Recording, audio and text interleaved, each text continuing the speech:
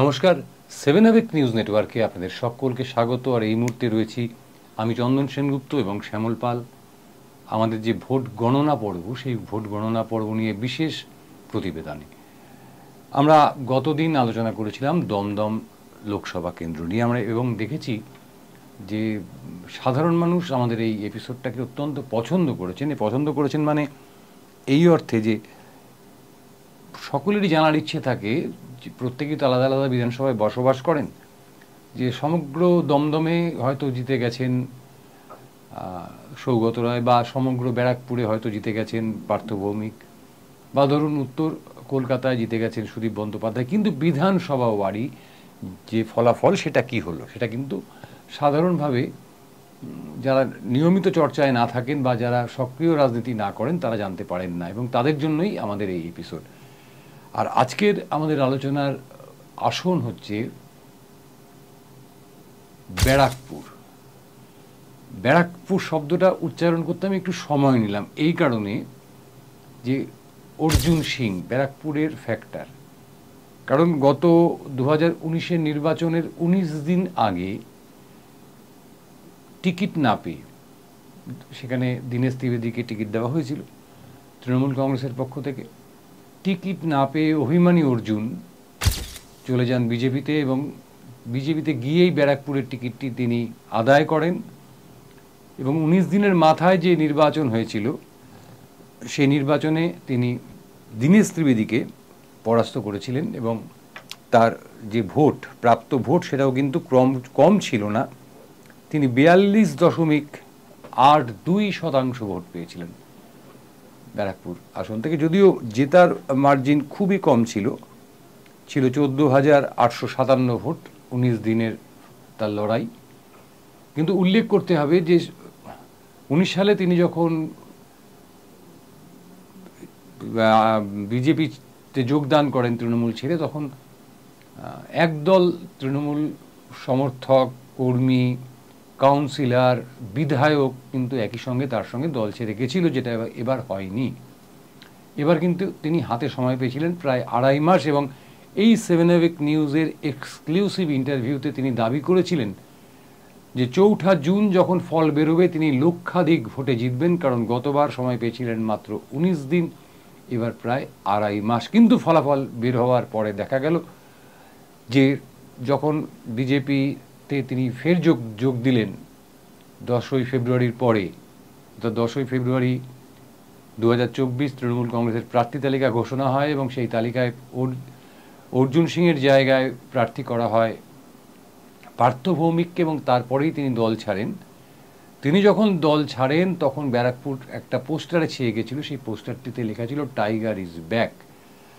কিন্তু দেখা গেল যে পার্থ ভৌমিকের যে সাংগঠনিক তৎপরতা বলুন, সাংগঠনিক যে ক্ষমতা বলুন, পাশাপাশি তৃণমূল কংগ্রেসের সেনাপতি যাকে বলা হচ্ছে, অর্থাৎ অভিষেক বন্দ্যোপাধ্যায়, তার যে এবার ভোটের কৌশল, একেবারে যেটাকে বলা হচ্ছে কর্পোরেট কৌশলে তিনি এবার ভোট করেছেন, সেটা একেবারে 100-100 বলতে গেলে গিয়ে ঠেকে গেল, এবং সংখ্যালঘু ভোটটা তৃণমূল কংগ্রেস ঢেলে পেল, যার ফলাফল হলো অর্জুন সিং যেখানে গত নির্বাচনে পেয়েছিলেন 42.82% ভোট, সেখানে 2024-এ এসে দেখা গেল অর্জুন সিংয়ের ভোট কমে গেল, তিনি পেলেন 39.92% ভোট। সমগ্র ব্যারাকপুরে প্রথমে আমাদের একটু জেনে নিতে হবে 2019 সালে ভোটারের সংখ্যা ছিল, মোট ভোটদাতা ছিলেন হচ্ছে 14,36,431 জন। 2024 সালে সেটা বেড়ে হয়েছে 15,08,728 জন, অর্থাৎ 72,297 জন ভোটার ব্যারাকপুরে এবার কিন্তু অতিরিক্ত ভোট দিয়েছেন, বা তাদের নাম ভোটার লিস্টে উঠেছে। আমাদেরকে কিন্তু এই সংখ্যাটা মাথায় রাখতে হবে। আলোচনার একেবারে শুরুতেই জানিয়ে রাখি যে মোট ভোটার সংখ্যা 2024-এ 15,08,728 জন হলেও ভোট দিয়েছেন ব্যারাকপুরে 11,41,860 জন। সুতরাং এই সংখ্যার উপর ভিত্তি করেই কিন্তু আমাদেরকে পার্সেন্টেজ কষতে হবে এবং যাবতীয় যা হিসেব করতে হবে। তো এবার বলে নিই যে পার্থ ভৌমিক মোট ভোট পেয়েছেন আপনার 5,20,231 শতাংশের হিসেবে 45.56%। অর্জুন সিং বিজেপির প্রার্থী, তিনি পেয়েছেন 4,55,793 ভোট, শতাংশের হিসেবে 39.92%। অর্থাৎ এখানে পার্থ ভৌমিকের ভোট 2019-এর থেকে 2024-এ এসে তৃণমূল কংগ্রেসের ভোট বলা ভালো বেড়ে গেল 4.08%। ভারতীয় জনতা পার্টি, এখানে অর্জুন সিং গতবারও প্রার্থী ছিলেন, এবারও প্রার্থী, অর্জুন সিংয়ের ভোট কমে গেল 2.9%। এবং সিপিআইএম প্রার্থী অভিনেতা দেবদূত ঘোষ, তিনি পেলেন 1,95,064টি ভোট, যেটা 9.6%। অর্থাৎ এবারেও কিন্তু ব্যারাকপুরে সিপিআইএমের রক্তক্ষরণ অব্যাহত রইল, তার ভোট আরও কমে গেল। অর্থাৎ আপনার 2014 সালে এখানে গার্গী চ্যাটার্জি লড়াই করেছিলেন, তিনি যে ভোট পেয়েছিলেন তার থেকেও কিন্তু দেখা যাচ্ছে যে গার্গী চ্যাটার্জির মাইনাস হয়ে গেছিল। গার্গী চ্যাটার্জি ছিলেন -15.29%, সেখানে দেবদূত ঘোষ কিন্তু এবার একটু মানে বলা চলে একটু ভালোর দিকে আছেন, তার ভোটের মানে প্রাপ্ত ভোটের যে সংখ্যা, সেই সংখ্যাটা কমলো মাত্র 1.03%। কিন্তু আমাদের আলোচ্য বিষয় এখানে অবশ্যই দেবদূত ঘোষ আসবেন না, প্রথম দুজন প্রার্থী, সেই প্রথম দুজন প্রার্থীকে নিয়েই আমরা আলোচনা শুরু করছি। বিপজ্জনকভাবে অর্জুন সিংকে পরিত্যাগ করেছে আমডাঙ্গা, অর্থাৎ ভারতীয় জনতা পার্টিকে আমডাঙ্গা কার্যত পরিত্যাগ করেছে। আমডাঙ্গায় আমি শুরু করব আমডাঙ্গা দিয়ে, অর্থাৎ 102 আমডাঙ্গা বিধানসভা কেন্দ্র। 102 আমডাঙ্গা কেন্দ্রে পার্থ ভৌমিক পেয়েছেন 1,04,500 ভোট। আমডাঙ্গা কেন্দ্রে অর্জুন সিং পেয়েছেন 69,227 ভোট। আমডাঙ্গায় কিন্তু পার্থক্যটা গড়ে দিল বিশাল। আমডাঙ্গায় অর্জুন সিং পিছিয়ে পড়লেন 35,273 ভোটে। এরপরে আমরা আসবো বীজপুর কেন্দ্র। বীজপুর কেন্দ্রে আমরা দেখতে পাচ্ছি যে বীজপুর কেন্দ্রে পার্থ ভৌমিক পেয়েছেন 64,742টি ভোট। সেখানে বীজপুর কেন্দ্রে অর্জুন সিং পেয়েছেন 55,071টি ভোট, অর্থাৎ বীজপুরে পার্থ ভৌমিক এগিয়ে গেলেন 9,671টি ভোটে। এবারে চলে আসবো পার্থ ভৌমিক, আপনারা জানেন যে বিধায়ক এবং রাজ্যের মন্ত্রী ছিলেন, সেচ মন্ত্রী ছিলেন, তার নিজস্ব কেন্দ্র নৈহাটিতে। নৈহাটিতে পার্থ ভৌমিক পেয়েছেন 2024-এর নির্বাচনে পার্থ ভৌমিক নৈহাটিতে পেয়েছেন 75,390টি ভোট। সেখানে অর্জুন সিং পেয়েছেন 59,872টি ভোট, অর্থাৎ নৈহাটিতে পার্থ ভৌমিক এগিয়ে গেলেন 15,518টি ভোটে। এবারে ভাটপাড়া। ভাটপাড়া অর্জুন সিংয়ের নিজের কেন্দ্র, তিনি নিজে বিধায়ক ছিলেন, এখন তার পুত্র পবন সিং সেখানকার বিধায়ক। এই ভাটপাড়া বিধানসভার 2019 সালে তিনি 30,000-এরও বেশি ভোটে লিড পেয়েছিলেন। সেই ভাটপাড়া কিন্তু এবার তাকে বিমুখ করেছে। লিড পেয়েছেন কিন্তু কত সেটা আমরা আপনাদেরকে এক্ষুনি জানাচ্ছি। ভাটপাড়াতে অর্জুন সিংয়ের গড় ভাটপাড়াতে পার্থ ভৌমিক পেলেন 40,621 ভোট এবং অর্জুন সিং নিজে পেলেন 58,084টি ভোট। অর্থাৎ ভাটপাড়ায় অর্জুন সিং এগোলেন গত নির্বাচনে 19-এ, যেখানে প্রায় 30,000 ভোটেরও বেশি ভোটে তিনি এগিয়েছিলেন, সেখানে এবার ভাটপাড়ায় অর্জুন সিং এগিয়ে গেলেন 17,463টি ভোটে। একমাত্র এই ভাটপাড়া কেন্দ্রটি কিন্তু ব্যারাকপুরের 7টি বিধানসভা কেন্দ্রের মধ্যে একটি মাত্র বিধানসভা ভাটপাড়া, যেখানে অর্জুন সিং লিড পেলেন, অর্থাৎ পার্থ ভৌমিক পিছিয়ে গেলেন 17,463 ভোটে। এরপরে চলে আসবো জগদ্দল।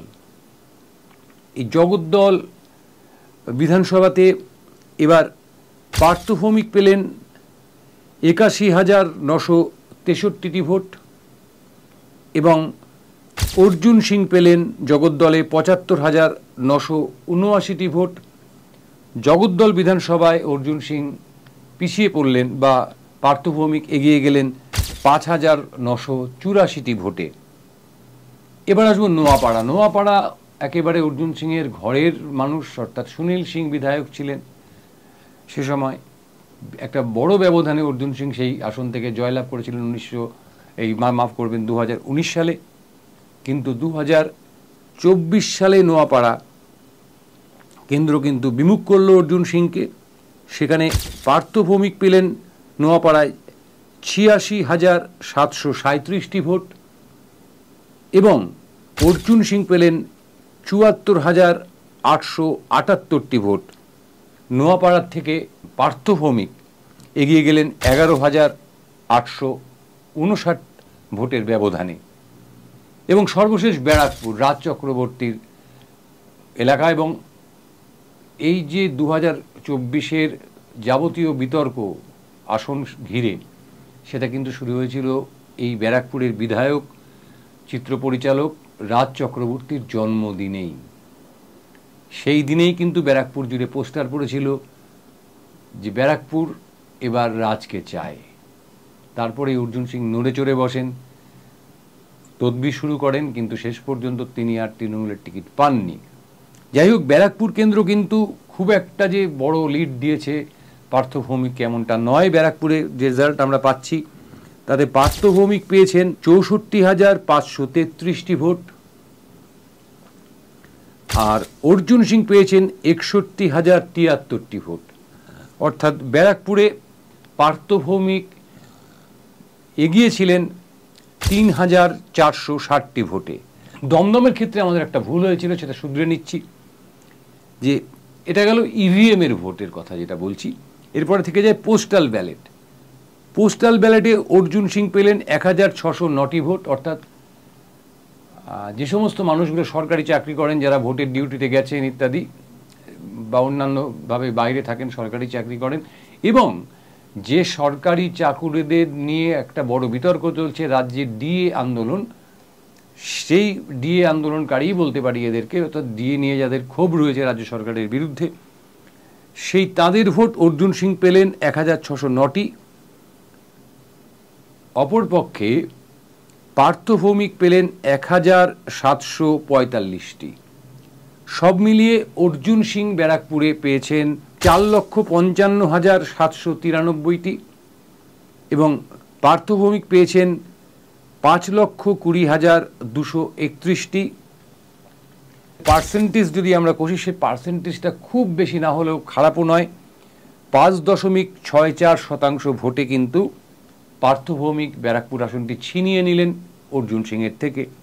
যেখানে গতবার অর্থাৎ 2019 সালে তৃণমূল কংগ্রেসের দীনেশ ত্রিবেদীকে অর্জুন সিং যে পরাজিত করেছিলেন, সেই পরাজিত অর্থাৎ মার্জিনের যে পার্সেন্টেজ সেটা ছিল 1.25%। যে কারণে আমরা শুরুতেই একেবারে যখন নির্বাচন ঘোষণা হয়েছিল তখন শুরুতেই তো আমাদের জানা ছিল না যে অর্জুন সিং বিজেপিতে যাবেন বা এরকম একটা পট পরিবর্তন হতে পারে। সেখানে কিন্তু আমরা আশঙ্কা প্রকাশ করেছিলাম যে ব্যারাকপুরে যদি অর্জুন সিং না, যে কেউ বিজেপি প্রার্থী, তার যে জয়ের ব্যবধান, সেই ব্যবধানটি অত্যন্ত আশঙ্কাজনক। অর্থাৎ 1.25% মানুষ যদি খুব এখনকার মতন গরম ভোটের দিন থাকতো বা খুব বৃষ্টি হতো অথবা ধরুন অন্য যে কোনো প্রাকৃতিক বিপর্যয় ঘটতো, তাহলে এই 1.25% মানুষ হয়তো ভোট দিতে যেতেনই না। তাহলেই কিন্তু ফলাফল অন্যরকম হতে পারত এবং আমাদের আশঙ্কা কিন্তু সত্যি প্রমাণিত হয়েছে। ব্যারাকপুরে অর্জুন সিং না হয়ে যে কোনো বিজেপি প্রার্থী হতে পারতেন। হয়তো অর্জুন সিং হওয়ার কারণে খানিক তারা সম্মান রক্ষা করতে পেরেছেন, কিন্তু সব শেষ হাসি হাসলেন কিন্তু পার্থ ভৌমিক। যেটা আমরা প্রথমেই বললাম যে একটা অসাধারণ গেম প্ল্যান সাজিয়েছিলেন পার্থ ভৌমিক নিজে এবং দলের সেনাপতি অভিষেক ব্যানার্জি। এবং সংখ্যালঘু ভোট আমডাঙ্গা, আপনারা ফলাফল দেখেই বুঝতে পারছেন যে একেবারে ঢেলে দেওয়া হয়েছে তৃণমূল কংগ্রেসকে, এই বিষয়টা কিন্তু এই রাজ্যের সর্বত্র সত্যি যে এবার সংখ্যালঘু ভোটের সিংহভাগ চলে গেছে তৃণমূল কংগ্রেসের পক্ষে। আপনারা যদি দমদমেও, আমরা এই আলোচনাটা করতে একটু ভুল করে গেছিলাম, দমদমেও যদি আপনারা হিসেব করতেন তাহলে দেখতেন যে সংখ্যালঘু অঞ্চলে কিন্তু সৌগত রায় অনেক অনেক বেশি ভোট পেয়েছিলেন যে সমস্ত অঞ্চলে অন্যান্য ধর্মের মানুষ থাকেন সেই সমস্ত অঞ্চলের থেকে। এই গেল ব্যারাকপুরের মোটামুটি একটা হিসেব। কিন্তু যেটা আমাদেরকে একটা প্রশ্নের মুখে রেখে যাচ্ছে সেটা হচ্ছে যে ভোটের পরেই ব্যারাকপুর কিন্তু আবার অশান্ত, ভাটপাড়া, জগদ্দল ইত্যাদি এলাকা। পার্থ ভৌমিক ভোটে জেতার পরেই বলেছেন যে তিনি অর্জুন সিং নন, তিনি ব্যারাকপুরের যে সামগ্রিক পরিস্থিতি সেটাকে বদলে দেবেন, অর্থাৎ গুন্ডাগিরি বরদাস্ত হবে না। কিন্তু এমন লক্ষণ এখনো পর্যন্ত বোধহয় আমরা দেখতে পাইনি, কারণ ব্যারাকপুর মানে কিন্তু মূল ব্যারাকপুর শহরটা নয়, ব্যারাকপুর শহর ছাড়ি অনেক বড় একটা জায়গা, ভাটপাড়া, জগদ্দল, কাকিনাড়া, বীজপুর ইত্যাদি, এবং সেই সমস্ত অঞ্চলে কিন্তু এখনো পর্যন্ত আমাদের কাছে যা খবর তাতে অশান্তি অব্যাহত রয়েছে। আমরা চাইব যে পার্থ ভৌমিকের নেতৃত্বে ব্যারাকপুরে যে নতুন একটা সম্ভাবনার সৃষ্টি হয়েছে সেই সম্ভাবনা সফল হবে এবং ব্যারাকপুর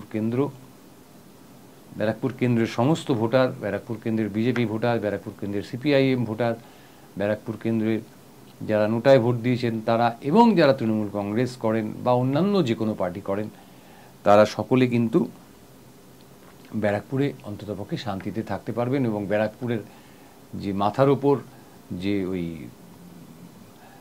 ব্যারাকপুর মানে বোমাবাজি, ব্যারাকপুর কেন্দ্র বলছি আমি, বোমাবাজি, গুলি, পিস্তল ইত্যাদি, এগুলো আমরা ভুলে যাব আগামী 5 বছরে।